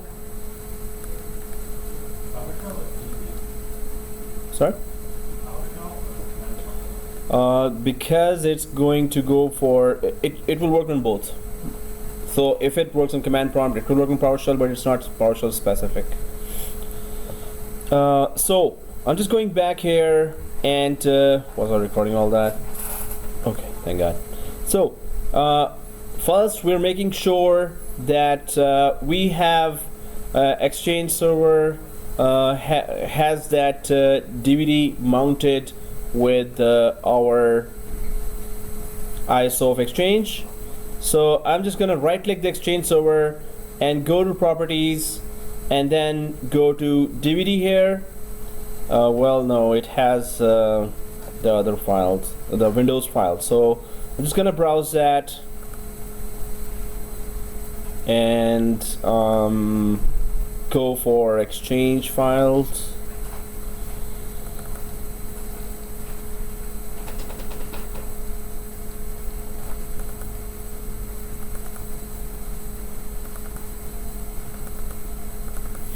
Okay, so Exchange files mounted.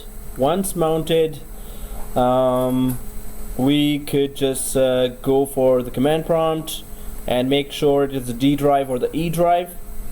So I'm just going now for running the Exchange EdgeTransportServer installation from the command prompt.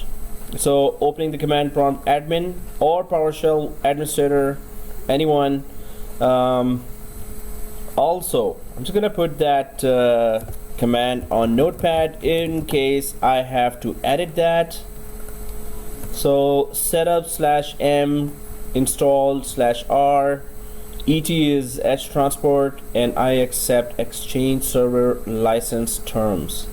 Well, seems like a pretty straightforward one, but let's just make sure that is it the D drive or the E drive that is the DVD for where the Exchange is mounted. So if I go cd / here and go for D colon and then go for dir, yes, so this seems like the Exchange DVD. Do we have a setup file? Yes, we do. We do have a setup file here. So we do have a setup file here, and I could just run this command. Oops, I have to paste that. Setup/m :install/r :et I accept Exchange Server license terms, and let's see if it works. Welcome to Exchange unattended setup.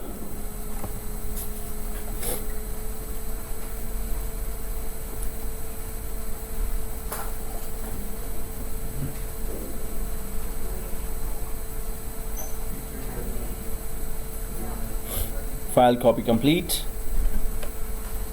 Collecting information.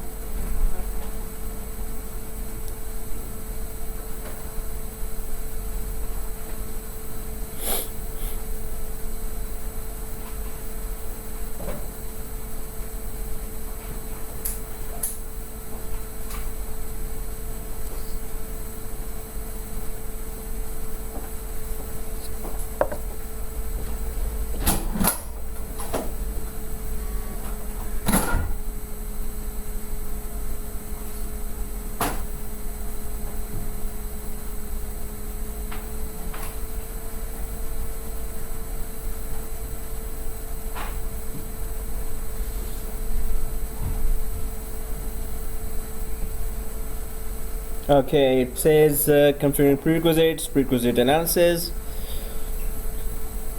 preparing setup, stopping services, copying Exchange files. So far so good.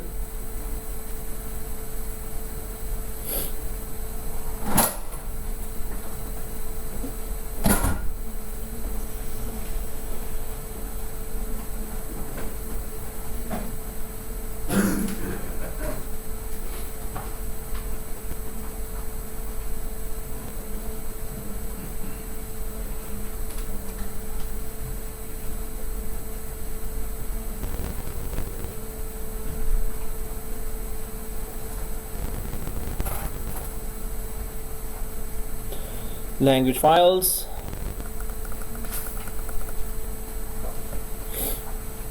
Hey man, you should have done that. Okay, yeah, he's busy. Hello in the front line. Oh, okay. Yeah. That's for international.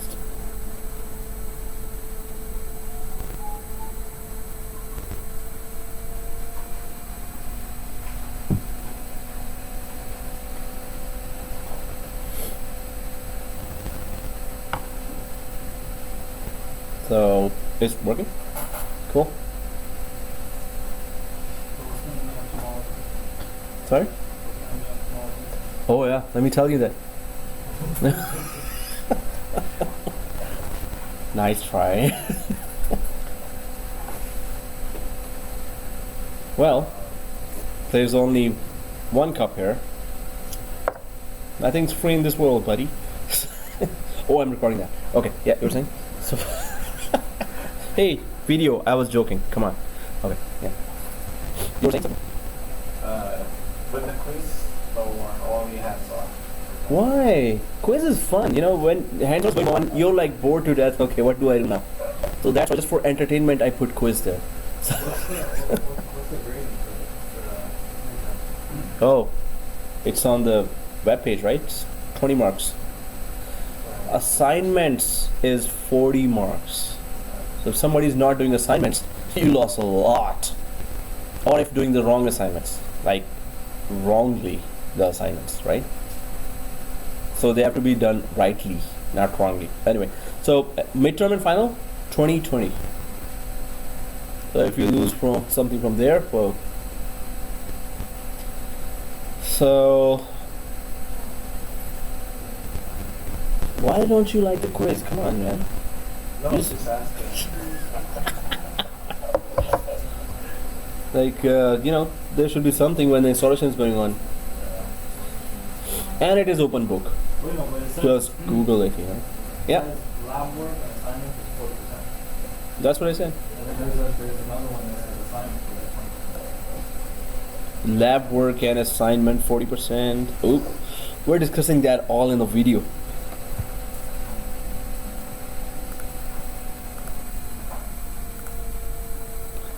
Resuming now, so it is on 36%. Sometimes if it doesn't show, kick it, like press enter. And it doesn't move. Okay, go back to sleep. So what? Yours is done and mine's not?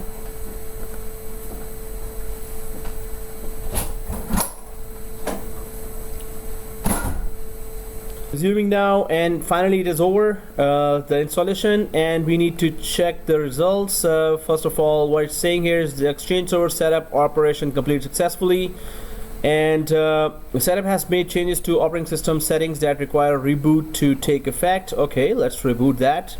Please reboot the server prior to placing it into production. So shutdown /r/t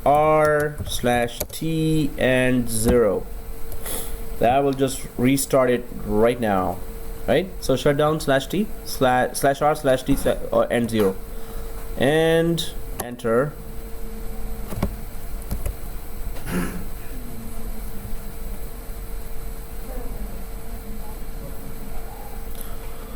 Restart anyway is good. Let's go ahead now, and as soon as it restarts, we're gonna do some other tasks here to introduce this Edge Transport to the rest of the Exchange server, Exchange organization, and the Active Directory as well, without joining it to the domain.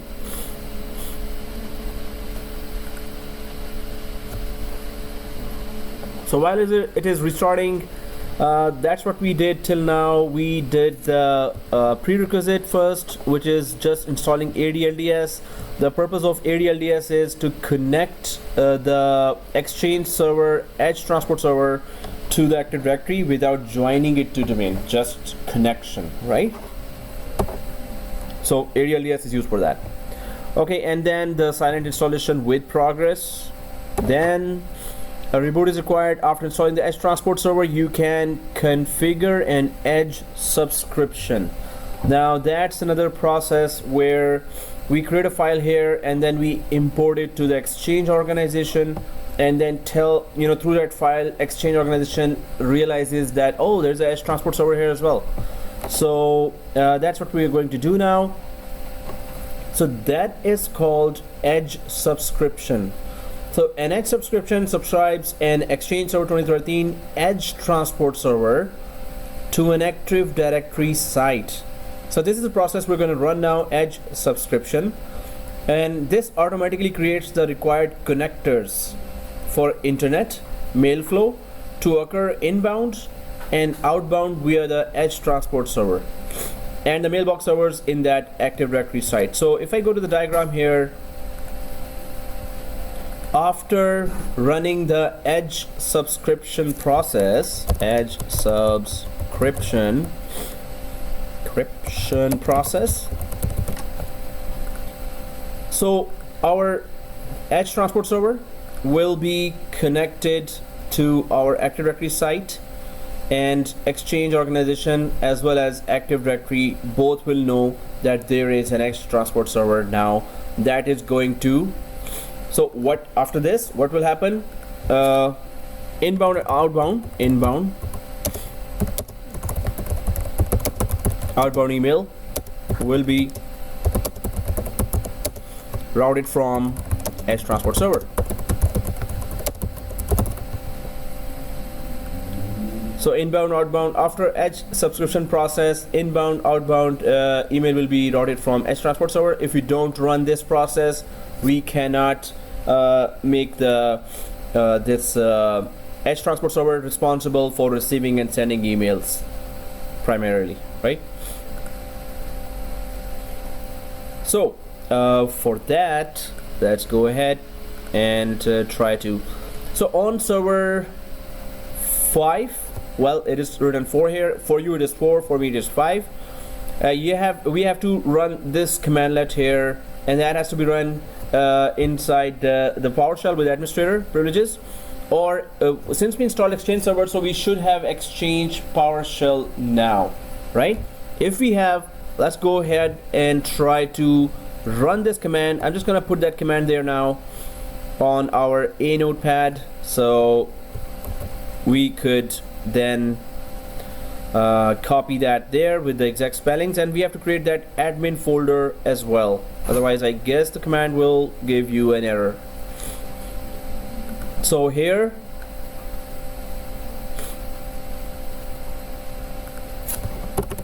oops, not this one. So Edge subscription to be run on Edge transport server inside Exchange PowerShell.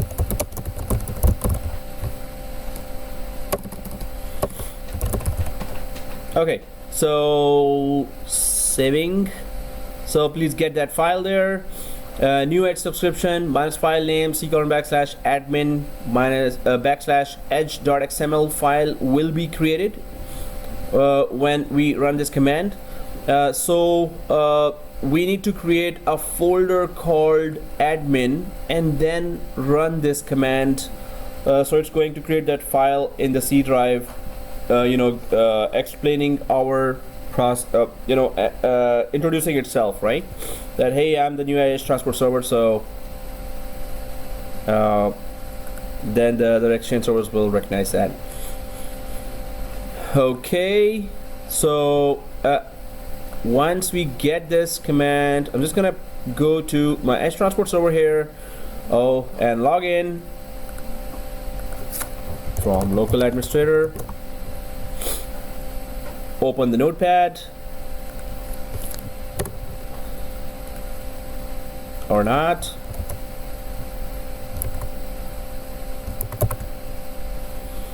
Copying again.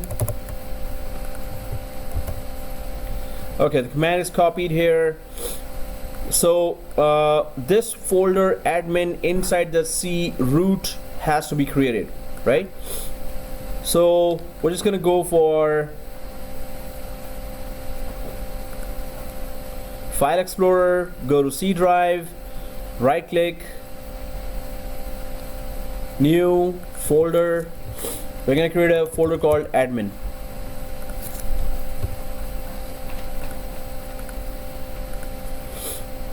Okay, the new folder admin, right? So minimize this. Now this command should not give any error. What it's doing is it's creating a file called edge.xml that is actually going to tell all Exchange organization, Exchange servers, and Active Directory that there is an Edge transport server available now, right? So let's just copy the whole thing and try to run it in the Exchange PowerShell administrator. So going for this. Oops, yeah, it's administrator.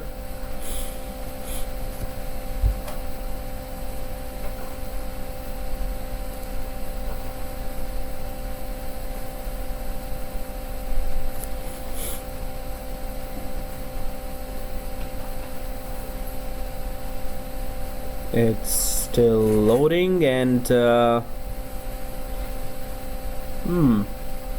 which server is gonna connect? Okay, it has loaded right now, and it has not connected to any other server, just the local Exchange manual shell with the Exchange module and Exchange commands. So if we paste that there like this and enter, so it should give you this screen here. Once this screen is there, you see that, right? So once this screen is there, so press Y, A, yes to all. Well, we can just press A. Default is Y anyway. Okay, so this file should be created here, edge.xml, without any error, right?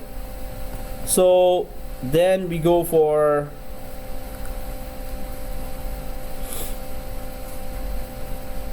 the next step here. So now on server 2, create new folder called admin as well, and paste that edge file there, and then run this command. So first we run this command on edge on server 4, where it creates that file, and this file has information that there's an EdgeTransportServer. Now we need to go to server 2 and create an admin folder there as well, and we're going to import this file there on server 2, right? So we're going to import this file on server 2. You know, this should be in the midterm, definitely, because, you know, majority is not doing that, so that will be so much fun now. Okay, so so let's just go for this. So right now what we need to do is create a new folder called admin on server 2 here, and also copy paste edge.xml file from server 4 to server 2 inside the admin folder of server 2, right? So for that, it's gonna go to server 2. On server 2, we're just going for C drive, and then on C drive, first of all, we're creating a folder called admin.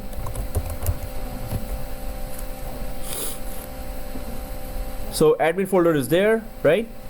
Now EdgeTransportServer, I'm coming back here.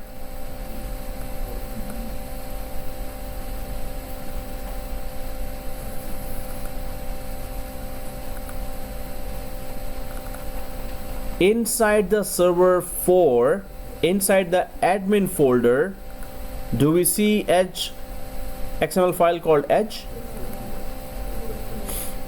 If we do see that, you do? Okay, so copy.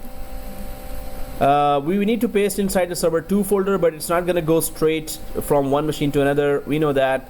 So we're just going to minimize the VMware workstation, and we're going to go for the desktop area and paste it first there, outside the VMware workstation on the desktop area. And then we go for right click and copy. Right click and copy like this. Then I'm going for the other machine now, server 2 admin, and pasting it there. So now the edge file XML edge.xml file that was created by EdgeTransportServer is copied and from the server 4 EdgeTransportServer to server 2, which is the Exchange server in the Exchange organization itself, right? So if it's there, let's run that command. So I'm just going to copy that command there up on a notepad.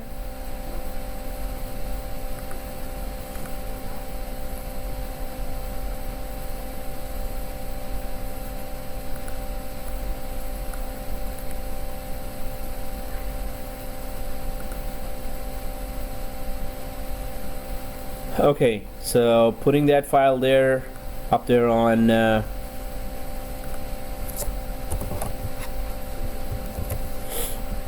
so, and the explanation is this command is to be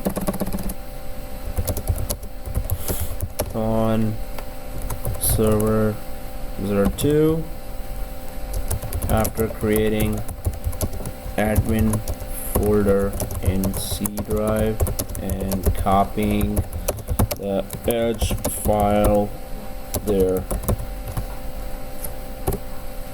So saving that as well. So please get that file as well. So that's good background music as well. So we're enjoying. Yep. Oh, sure. Okay, so let me just pause that.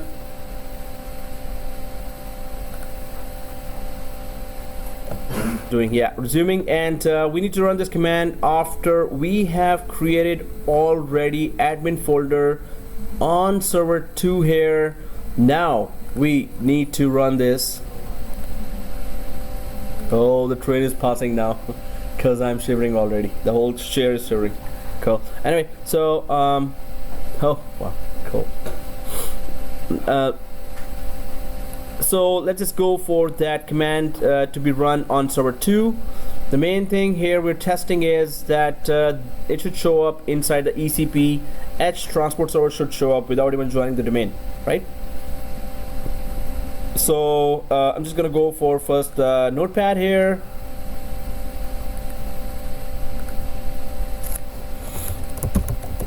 And then go for paste. So this is the command just to check if everything goes well. Yeah, we're good. I hope we didn't change the site name to Toronto. So this command should directly work. We already created a folder called admin. I'm just gonna, yeah, and it has the edge file there. It's gonna pick up from here.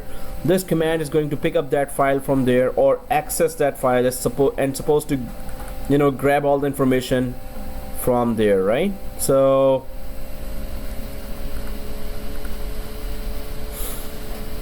this is what it did. Edge sync requires that the mailbox servers in Active Directory site default first site name be able to resolve the IP address for ht.exchangedomain.local and be able to connect to that host on port 5636. So we did not turn on any firewall, so we should not have any problem right now. So once this is done, this is the Edge subscription process, which means that Edge Transport Server has been introduced in the Exchange environment, right?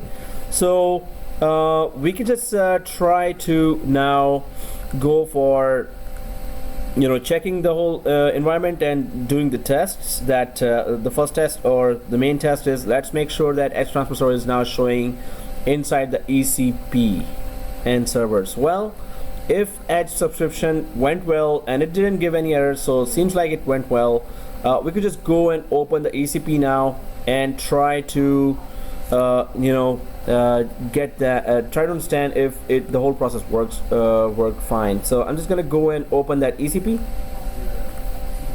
Edge Transport, or HT in my case, should be showing there inside the Exchange organization itself. Okay, they're both OWAs, so I'm just gonna check for where I opened okay, I'll just open ECP here.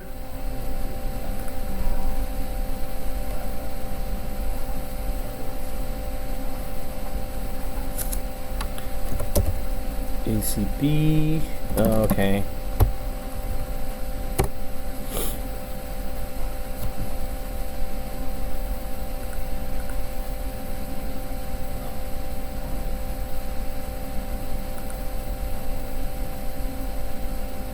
Okay, and Amanda will sign out, go for Exchange admin.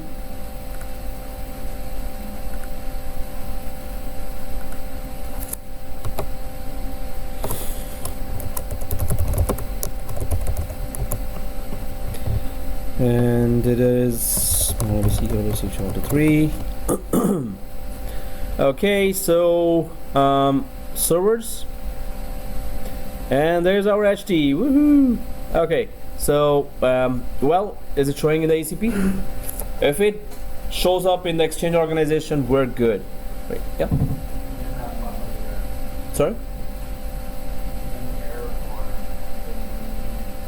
Maintenance? Okay. Oh. Okay, there's an error, but guys, this is how HT should be showing after it joins an Exchange organization without even joining the Active Directory. These are manual processes, and why it does not join Active Directory? Because it is the security guard of Exchange organization, and all the email is supposed to go through EdgeTransportServer, and it should be protected while passing through the EdgeTransportServer.